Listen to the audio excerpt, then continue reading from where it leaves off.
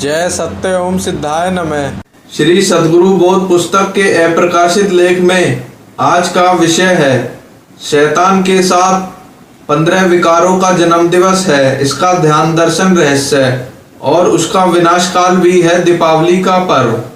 ये जो श्री सद्गुरु बोध पुस्तक का अप्रकाशित लेख है, इसे भक्तों के लिए मैं शुभम तेवतिया अपनी आवाज में पढ़ रहा हूँ। स्वामी जी लिखते हैं कि महाकाल, महाप्रलय, नरक, यमराज, भय, अंधकार, अज्ञान, पाताल, ईर्ष्या, क्रोध, काम, लोभ, मद, विध्वंस, अहंकार, इन 16 विकारों का जन्म दिवस है दीपावली का पर्व। इसलिए इस दिन और विशेषकर रात्रि को अग्नि की उपासना करके इनका नाश या अपने ऊपर प्रभाव नहीं हो, इसलिए हम प्रकाश उत्सव को दीपावली पर्व के रूप में मनाते हैं। ईश्वर यानी स्त्री पुरुष और बीज का प्रेम के एकीकरण यानी अद्वैत स्थिति का नाम है। जब उसमें पुनः स्वयं के स्थूल से सूक्ष्म और अति सूक्ष्म स्वरूप की सृष्टि करने की इच्छा हुई और उस बीज में एक चैतन्यता का विस्फोट हुआ, ठीक तभी 2 क्षण उत्पन्न हुए, महासृष्टि और महाकाल। इस महासृष्टि के प्रत्यक्ष रूप को ईश्वर का प्रकाश अवतार कहते हैं, जिसका नाम सूर्य है। इसके सहायक अवतरण गुणों का नाम ही अष्ट सुकार या क्रिया है, जो कि है शांति, प्रेम आदि। और दूसरा हुआ महाकाल, जिसे हम शैतान कहते हैं। उसके सहायक अवतरण अवगुणों के नाम को ही अष्टविकार या प्रतिक्रिया कहते हैं, जिसका विश्व नाम है अंधकार और इसके अन्य अष्ट नाम है काम, क्रोध आदि। यही महाकाल का नाम ही संसार में प्रत्यक्ष रूप शैतान के नाम से जाना जाता है और इसका विश्व और पृथ्वी पर मुख्य दिन अमावस्या है। इसलिए 12 पूर्णिमा भगवान और उसके 15 दिन सुकारों की है और विश्व और पृथ्वी पर 12 अमावस्या महाकाल यानी शैतान और उसके दिन और रात्रि विकारों की है, जिनमें ये महा अमावस्या शैतान की होती है। यो इस दिन सभी अवगुणों पर समय समय पर भगवान के सुकारों के रूप में जन्मे अवतारों के द्वारा विजय करने के विजय दिवस के रूप में शैतान के विकारों के अवतारों के रूप को पराजित करने के उपलक्ष्य में हम मनाते हैं। आगे स्वामी जी लिखते हैं कि वर्तमान काल में शैतान का जन्म हो चुका है। इन सभी विषय पर मेरे ध्यान करने पर मुझे दिखाई दिया कि 20 अक्टूबर 2015 को प्रातः 4:40 पर नवरात्रि की सप्तमी को शैतान का पृथ्वी पर अवतरण हो गया है। उस रात्रि मैंने अपने ही शरीर में विलोम रूप से अगन्यास करते हुए सिद्धासिद्ध महामंत्र का बहुत धीमी गति और स्पष्ट उच्चारण के साथ जप करते ध्यान किया था। तब देखा अति प्राचीन अरब देश की तरफ का क्षेत्र है। वहाँ एक भव्य महल है। उसमें बड़े से हॉल में एक पुरुष अनेक स्त्रियों जो उसकी पत्नियां ही लग रही हैं, उनके साथ राजसी वस्त्र पहने चारों ओर प्रसन्न होकर घूम रहा है।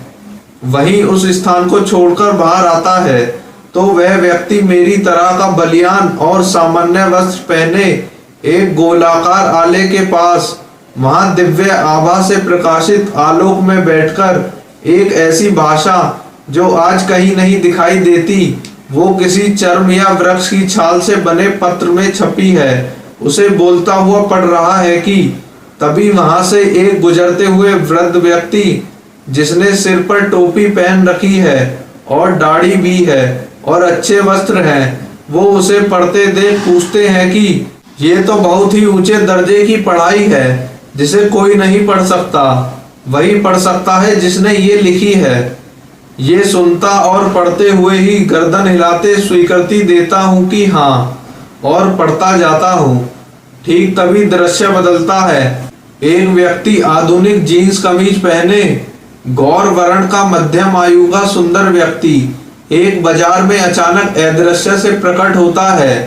मैं उसे अदृश्य में से दृष्टाबंद देख रहा हूँ कि वो वहां चल रहे कारोबारियों और अन्य सभी प्रकार के व्यक्तियों पर एक नजर डालता हुआ उनकी ओर के रास्ते पर आगे बढ़ता है। जैसे वहां कोई दुकानदार अपनी तराजू से कुछ तोलते हुए बहुत ही हल्की सी बेईमानी कर रहा है, तो उसकी ओर देखते हुए वो व्यक्ति अपने हाथ को कुछ उठाते हुए मन की भाषा में ही बोलता कहता है कि इतने से क्या, पूरा करो। और वो दुकानदार के मन का नियंत्रण अधिक बेईमानी को बढ़ता जाता है, जबकि वो दुकानदार ऐसा करना नहीं चाहता, पर जैसे उसके नियंत्रण में उसका मन या इच्छा है ही नहीं, उसका ऐसा करते में उसके चेहरे पर पीड़ा का तनाव है, पर वह कर रहा है। ऐसे ही आगे बढ़ने पर कुछ लड़के खड़े कुछ दूर खड़ी लड़कियों को निहार रहे हैं, और उनमें एक लड़का अपने हाथ से अपनी जनेंद्रिय के भाग को उसी ओर देखता हुआ खुजला सा रहा है। बस उस ओर भी उस व्यक्ति ने मन की भाषा में यही कहा कि इतने से क्या, पूरा करो, और लड़के का नियंत्रण समाप्त हो गया। लगा उसका लिंग कपड़े फाड़कर बाहर आ जाएगा, और वो ऐसा नहीं चाहते हुए अपने चेहरे पर इस ना करने की पीड़ा को लेकर अनियंत्रित है। ठीक ऐसे ही एक लड़की एक मेज पर झुकते हुए अपने ब्लाउज से अपने स्तनों को ऐसे प्रकट कर रही है जैसे उन्हें दिखाना भी चाह रही हो और कुछ छिपाने का भी भाव हो। बस उसकी ओर भी ऐसा ही कहते हुए कि इतने से क्या, पूरा करो। और उस लड़की की भी यही हालत हो गई कि जैसे उसके अंदर का काम भाव पूरे जोर से प्रकट होने को है, और उसका भी उस पर नियंत्रण नहीं रहा, और उसकी पीड़ा उसके चेहरे पर स्पष्ट दिख रही है कि उसे ऐसा करने में कोई आनंद नहीं आ रहा। ये अनुभव करते हुए अब लोग उस व्यक्ति की ओर देखते हुए मन में बुदबुदा रहे हैं, जैसे कि वो सुन नहीं ले कि अरे ये तो शैतान है। अब वो धीमे धीमे चलते आगे बढ़ता है, और वहां कुछ लोग ताश के प्रकार के खेले जाने वाले जुए खेल रहे हैं, जो बिना पैसे के खेल रहे हैं, और लोग हंसते हुए आनंद भी ले रहे हैं। वहां उन्हें देखते हुए पुनः वही कहता है कि इतने से क्या, पूरा करो, और सबकी नीयत खराब हो जाती है। वहां बैठे और खड़े लोग उस खेल में पैसा लगाने लगते हैं, और वहां आनंद की जगह पर एक विषाद और द्वेष भर जाता है। सबके चेहरे पर इसको नहीं करने की चाहने का भाव है, पर उनका मन पर नियंत्रण नहीं है। ये पीड़ा है। अंत में ऐसे ही सारे में होता है। सब और आनंद समाप्त हो गया है, खुशियां मिट गई हैं, और सब दुखी होकर पुकार रहे हैं कि अब ये सहा नहीं जा रहा, इससे मुक्ति मिलनी चाहिए।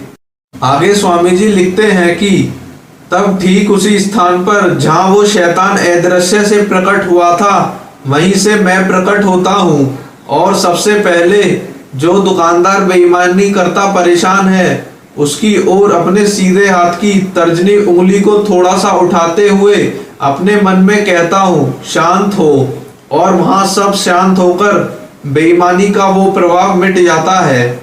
शांति और पहले जैसा आनंद उसके चेहरे पर दिखाई देने लगता है, और वो मेरी ओर देख रहे हैं कि ये कौन है।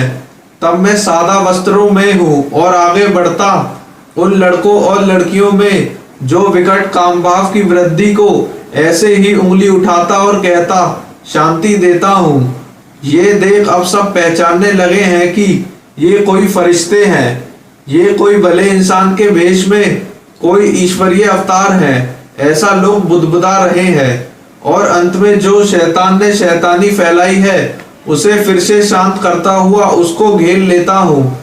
लोग चारों ओर से उसे और मुझे डरते हुए कुछ दूरी पर घेर कर खड़े हैं, और तब मैंने वही प्राचीन भाषा में, जिसमें चौकोर से ब्लॉगों से बने अक्षरों से बनी भाषा को पढ़ता हूँ, तब वो शैतान उसी भोजपत्र में बदलता हुआ समा जाता है। मैं एक लड़के से उठाने को कहता हूँ कि उसे मेरे पास लाए।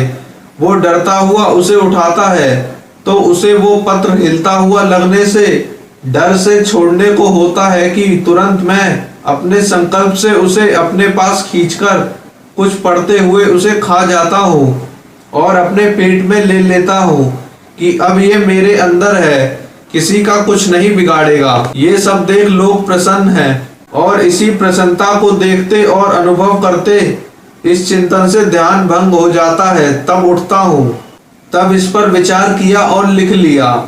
यहाँ पर मूल पुस्तक में से बहुत से रहस्य नहीं दिए गए हैं, उन पर अभी अध्ययन किया जा रहा है, उन्हें भविष्य में दिया जाएगा।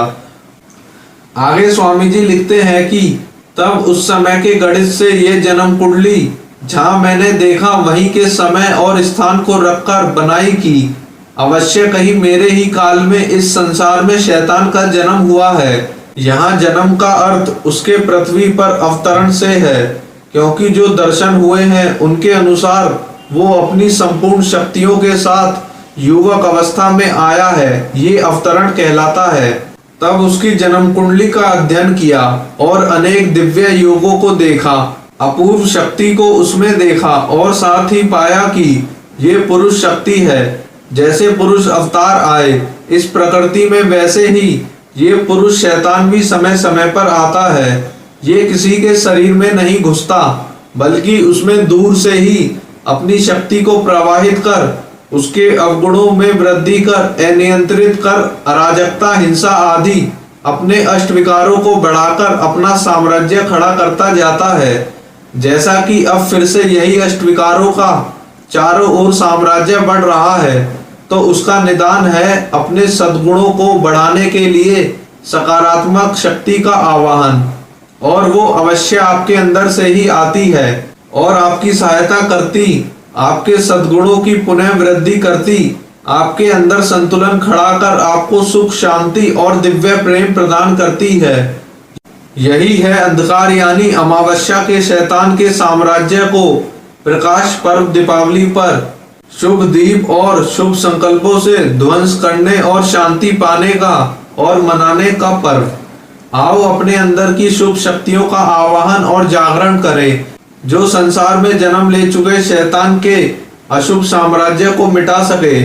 आगे स्वामी जी लिखते हैं कि शैतान यानी बुराई के अंधकारी अमावस्या को मिटाने और दिव्य प्रेम प्रकाश फैलाने के लिए निम्न ज्ञान सदा अपनाना चाहिए।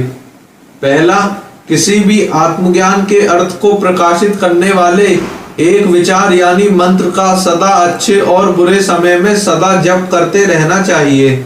दूसरा, इसके लिए किसी पवित्र मनुष्य जिसने पवित्रता के अर्थ को अपने जीवन में साकार किया हो, उसका सानिध्य लेते हुए उसकी शरण लेनी चाहिए, जिसे गुरु दीक्षा लेनी कहते हैं। तीसरा, पूरे दिन और रात्रि के 24 घंटों में से अपने लिए 3.5 घंटे अवश्य शुभ चिंतन और ध्यान को निकालने चाहिए। चौथा, अपने आसपास के लोगों की सदा सहायता करते हुए सद्व्यवहार रखना चाहिए। पांचवा, अपने सभी परिजनों की यथासंभव सेवा अवश्य करनी चाहिए। छठा, मित्रों का सदा आदर करना चाहिए। सातवां, स्त्रियों के प्रति सम्मान करना चाहिए। आठवां, अपने मनुष्य धर्म और समाज की उन्नति के लिए जो बने अधिक से अधिक दान करना चाहिए। नौवां, अपनी पत्नी और अपने पति और बच्चों के सभी उच्चतम दायित्वों के निर्वाह को सदा निभाना चाहिए। 10वां, अंत में सभी लेने और देने के सभी भावों से मुक्त होकर केवल अपनी आत्मा के संपूर्ण तत्व यानी परमात्मा की प्राप्ति का संपूर्णता यानी मोक्ष के लिए प्रयास करना चाहिए। आगे स्वामी जी लिखते हैं कि इन 10 कर्मों को उत्तम प्रकार से जो मनुष्य पालन करता है उसका कभी शैतान सामना नहीं कर सकता।